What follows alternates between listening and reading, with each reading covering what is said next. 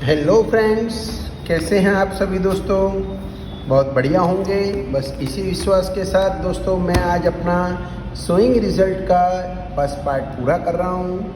बहुत important topic है। आज जो सिखाऊंगा उसी के आधार पर आपको 10 वाक्य दूंगा, आपको करने हैं, लेकिन कल आंसर्स उसके बताऊंगा मैं। एक बार याद दिला दूँ, सोइंग रिजल्ट ने TOO2 और TO2 और सो दैट का उपयोग हमेशा TOO2 के साथ में हमेशा क्रिया का विशेषता आती है, बीच में पीछे V1 और वाक्य बनता है। जबकि हम सो दैट का उपयोग करते थे, अब टू की जगह सो, द टू की जगह दैट। करता यहाँ सजीव है तो करता वो लिखना है, निर्जीव है तो वन लगाकर कैन नॉट या कुड नॉट आगे देखना है, क्रिया का पहला रूप और बाकी का वाक्य। अगर निर्जीव करता हो तो शुरुआत में वन आता ही आता है और लास्ट में इट या देम आ सकता है। दोस्तों आज इसी वाक्य से हम लोग मेन आ रहे हैं, सोइंग रिजल्ट का जो मेन टॉपिक है उस पर आ रहे हैं दोस्तों। यहाँ दोस्तों सोइंग रिजल्ट मैं और आप जानते हैं कैसे वाक्य आता है। वाक्य ऐसा आता है कि मयंक इज टू लेजी, खाली जगह। अब हमको यहाँ पर ये टू का उपयोग है तो TOO2 के साथ TO2 लगाकर क्रिया का पहला रूप लगाकर वाक्य बनाना है। याद रखिए TOO2 के साथ में TO2 लगाकर V1 प्लस बाकी का वाक्य बनाना है। सो और दैट के साथ में दोस्तों आपको याद है कर्ता प्लस कैन या कुड लगाकर बाकी का वाक्य बनाना है, कैन नॉट या कुड नॉट लगाकर। तो यहाँ हिंदी अनुवाद समझे, मयंक है बहुत ही आलसी। क्यों? तो काम करने के लिए तो आपको वाक्य लिख देना है टू वर्क हार्ड भी लिख सकते हो, टू वर्क हार्ड, कठिन परिश्रम करने के लिए। मान लीजिए आपको किसी ने लिखा इट इज सो रेनी,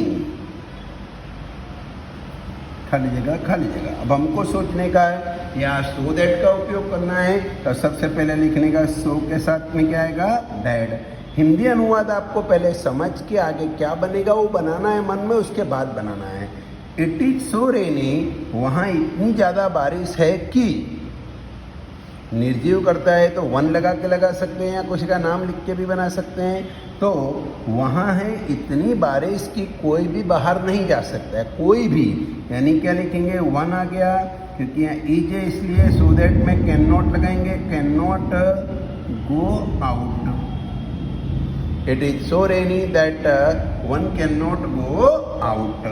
और देख लेते हैं दोस्तों, किसी ने कहा शत्रुंजय इज टू हाई, खाली जगह। अब आपके मन में होगा सर ये शत्रुंजय क्या है, तो शत्रुंजय दोस्तों एक पहाड़ का नाम है। तो शत्रुंजय है बहुत ही ऊंचा।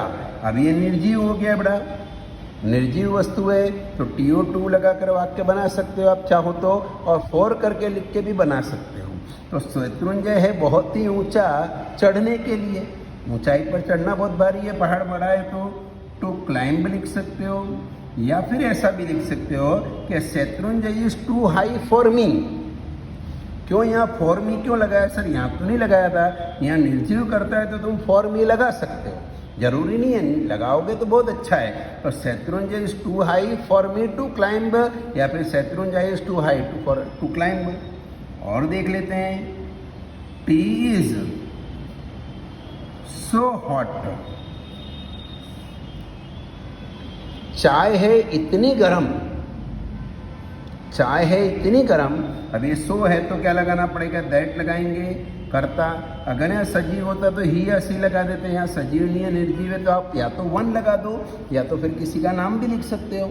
वन लगा के कर देते, चलो ना, तो वन ईजे इसलिए क्या आएगा, कैन नॉट, चाय इतनी गर्म है कि कोई भी उसे पी नहीं सकता है, one can not drink it. समझ आया दोस्तों? और समझे जरा यहाँ पर, जैसे कि किसी ने कहा कि the flat is to costly, यह फ्लैट है बहुत ही महंगा। अब ये TOO2 है तो TO2 लगा के बनाएंगे अपने, तो यह फ्लैट है बहुत ही महंगा खरीदने के लिए। तो सीधे टू बाय लिख सकते हो। लेकिन किसी की इच्छा हो कि नहीं भाई निर्जीव करते हैं फॉर करके लिखना है, तो आप लिख सकते हो फॉर मी टू बाय, मेरे खरीदने के लिए। और समझो चलो, Mahesh is so old, Mahesh है इतना बूढ़ा। अब यहाँ पर सो है तो क्या लगाएंगे, दैट लगा देंगे। Mahesh is so old that, यहाँ निर्जीव नहीं है, यहाँ सजीव करता है तो ही लिखना पड़ेगा, ही। महेश इतना बूढ़ा है कि वह क्या नहीं कर सकता होगा, कि वह चल भी नहीं सकता है, बराबर। तो ही कैन नॉट, चलने को बोलते हैं वॉक। फास्ट लिखना हो तो फास्ट लिखो, नहीं तो चलेगा, चल भी नहीं सकते, इतना बूढ़ा है। और समझो बड़ा, जैसे कि किसी ने कह दिया आपको कि यू आर टू यंग, खाली जगह, you are too young. Young यानी हमेशा जवान नहीं होता है, छोटा भी होता है। तुम हो बहुत ही छोटे, उम्र में बहुत छोटे हो, क्या करने के लिए। तो इस राइड पे जाने के लिए, राइड में आपको मतलब छोटे बच्चों को नहीं जान देते हैं, या फिर मेरी भावनाओं को समझने के लिए, क्योंकि यहाँ सजीव करता है, फॉर करके लिखने की जरूरत नहीं है, डायरेक्ट टू। मेरी भावनाओं को समझना, टू अंडरस्टैंड, समझना नहीं, अंडरस्टैंड माई फीलिंग्स। और एक देखे बड़ा, जैसे किसी ने दिया आई एम सो बिजी, खाली जगह। अब ये सो है तो क्या लगाना पड़ेगा, दैट लगाना पड़ेगा। मैं हूं इतना व्यस्त कि, अब क्योंकि मैं तो सजीव है तो आई का आई लिखना पड़ेगा कि मैं क्या नहीं कर सकता हूँ, व्यस्त हूँ तो क्या नहीं कर सकता हूँ, तो तुम्हारे साथ नहीं जा सकता हूँ, तुम्हारी मदद नहीं कर सकता, कुछ भी लिख दो। आई सजीव था इसलिए आई का आई आ गया, I can not go with you, या I can not help you, ऐसा भी लिख सकते हो। और एक देख लें, किसने कहा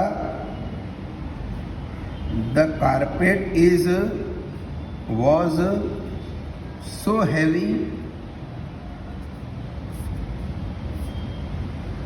कारपेट यानी गलीचा, गलीचा था इतना भारी कि क्या नहीं हो सकता है, गलीचा इतना भारी था दैट की, निर्जीव है तो वन भी लगा सकते हो, पर क्या नहीं कर सकते हैं, तो कोई भी उसे उठा नहीं सकता है, या गलीचा है तो साफ नहीं कर सकता है, तो one can not wash it.